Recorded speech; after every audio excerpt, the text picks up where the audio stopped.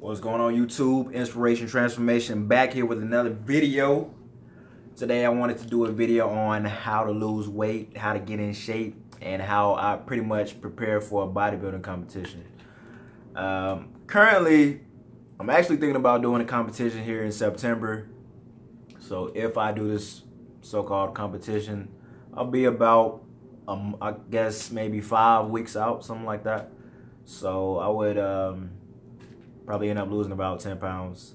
Anyway, I want to give you guys some tips on how to lose weight and how to get in shape and how I prepare for bodybuilding competitions.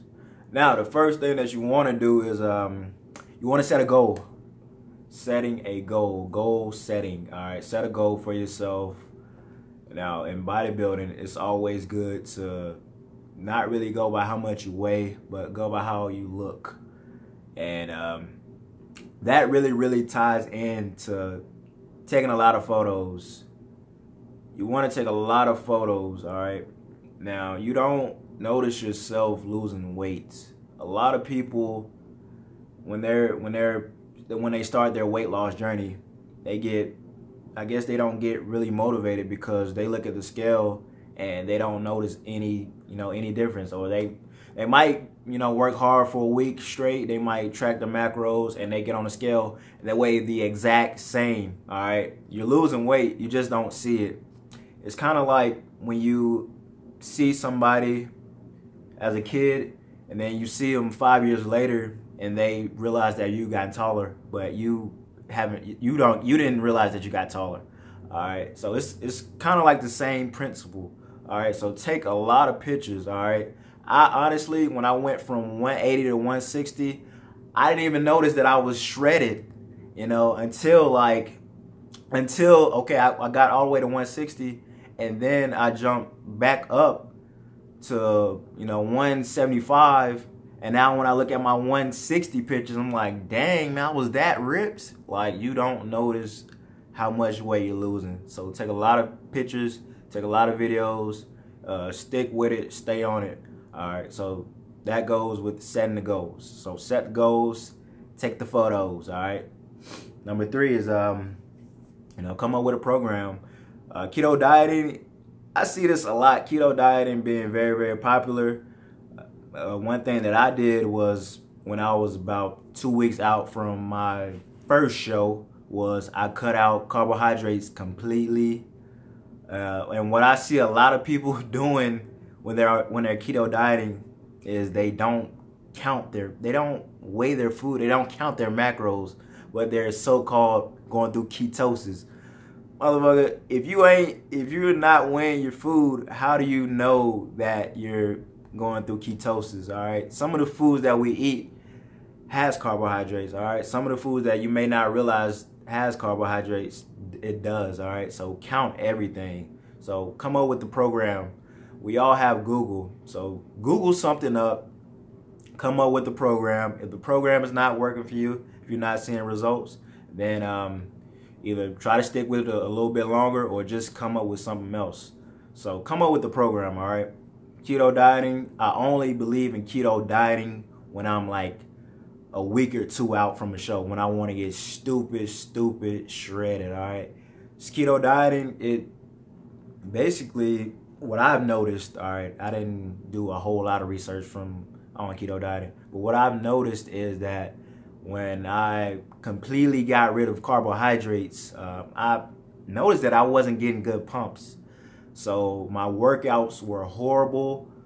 I woke up some days having chest pains, but I'm pretty sure that's because I was super shredded, and I was eating high fats, because keto dieting, you're eating a lot of fats. So I was eating a lot of fats and I was always grumpy. One thing, I'm sure, like, if you're really on ketosis and you're really doing the keto diet, like, your life is gonna be miserable. Me personally, I was thinking about food all the time because I was on a deficit. I wasn't getting enough fiber, and it was just horrible. So come up with the program that helps you. Come up with something that'll keep you on track, but at the same time, try not to binge eat. Another thing is have somebody in your corner. Me, I actually had a roommate. He was a bodybuilder, and we were both getting ready for the same competition, and it sucked. This dude was always on me. He was always on my case. And one thing that really sucked was he was always in the living room. And in order to get into the kitchen, I had to walk past the living room.